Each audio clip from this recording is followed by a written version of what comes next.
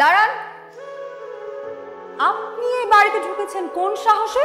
আমার বাড়িতে আমি ঢুকবো, কার সাহস নিয়ে ঢুকতে হবে কেন আমার? কি বললেন আপনি?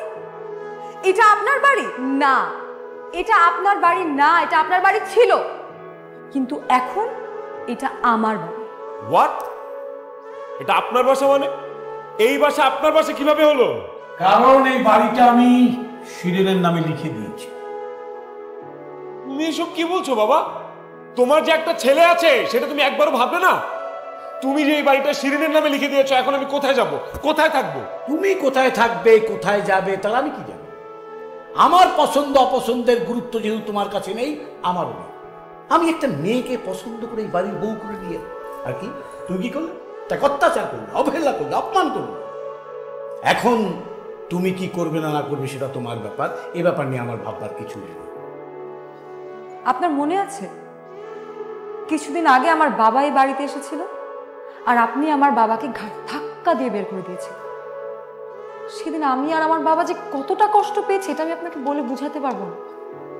সেদিন যেহেতু আমার বাবার এই বাড়িতে কোনো জায়গা হয়নি, আজকে আপনারও এই বাড়িতে কোনো জায়গা হবে না। বেরিয়ে যান, এক্ষুনি বেরিয়ে যান। আমার তো অন্য কোথাও যাওয়ার জায়গা নেই, আমি কোথায় থাকবো বলো? থাকার জায়গা না থাকলে আপনি রাস্তায় ঘুমাবেন, তবুও আপনার এই বাড়িতে কোনো জায়গা হবে না। ভালোই ভালোই বলছি বেরিয়ে যান, নাহলে দারোয়ান ডেকে এনে ঘাট ধাক্কা দিয়ে বের করে দিব।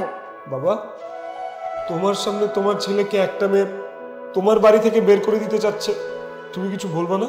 ছেলে আমার ঠিক আছে, কিন্তু আমাকে বলার নেই, কারণ এই বাড়িও আমার না, এই বাড়ি শিরিনের। ও কাকে রাখবে না রাখবে সেটা তার ডিসিশন। আরে আমি থাকতে পারি কিনা সেটা ভাবছি, এই ব্যাপারে আমার কিছু বলার নেই। বাবা, তোমার কি মাথা খারাপ হয়ে গেছে নাকি তুমি পাগল হয়ে গেছো? এই দিনে দুপুরবেলা তুমি রাস্তার মধ্যে এভাবে শুয়ে আছো কেন? কালকে সারা রাত আমি রাস্তায় ঘুমিয়েছিলাম। হোয়াট? তুমি সারা রাত রাস্তায় ঘুমিয়েছো? But why? আমাকে বাসা থেকে বের করে দিয়েছে। আরে বাবা, আঙ্কেল তোমাকে বাসা থেকে বের করে দিয়েছে বলে তুমি রাস্তায় শুয়ে থাকবা? আমাকে একটা কল দিতে পারতা, আমি নিজে এসে তোমাকে আমাদের বাসায় নিয়ে যেতাম। সত্যি বলছো? তুমি তোমার সাথে তোমার বাসায় নিবা? অবশ্যই সত্যি বলছি, আমি তোমাকে ভালোবাসি না বেব। সত্যি তুমি আমাকে ভালোবাসো তো সোনিয়া? সত্যি সত্যি সত্যি। Thank you Sonia. আমি আমার সব কিছু ছেড়ে ছুড়ে তোমার কাছে চলে এসেছি। এখন আর তোমার আর আমার মধ্যে কোনো বাধা নাই। আমাকে তোমার বাসায় নিয়ে চলো, এরপর আমি তোমাকে বিয়ে করবো। আচ্ছা ঠিক আছে, সব হবে। তার আগে বলো, আঙ্কেল কেন তোমাকে রাগ করে বাসা থেকে বের করে দিয়েছে? ড্যাড আমাকে বাসা থেকে বের করে দেয়নি, আমাকে বাসা থেকে বের করে দিয়েছে আমার স্ত্রী। হোয়াট? তোমার স্ত্রী তোমাকে বাসা থেকে বের করে দিয়েছে? কিন্তু কেন? আমার বাবা তার সমস্ত সহায় সম্পত্তি, ব্যবসা বাণিজ্য, বাড়িঘর সবকিছু আমার স্ত্রীর নামে লিখে দিয়েছে। আমি তো তোমাকে ভালোবাসি, সেই জন্য আমি শিরিনের সাথে কখনো ভালো ব্যবহার করিনি, সবসময় খারাপ ব্যবহার করি। তাই শিরিন আমাকে বাসা থেকে বের করে দিয়েছে। ও মাই গড আসিফ, তুমি সব কি বলছো? তার মানে তোমার বাবা সব সহায় সম্পত্তি তোমার স্ত্রীর নামে লিখে দিয়েছে? হ্যাঁ সোনিয়া। মানে তোমার এখন কিছুই নাই? কিচ্ছু নেই, সেই জন্যই তো আমি রাস্তায় শুয়েছি। আমি একদম পথের ফকির হয়ে গেলাম। সোনিয়া, সোনিয়া আমাকে তোমার সাথে নিয়ে চলো না, আর আমি তোমাকে বিয়ে করব।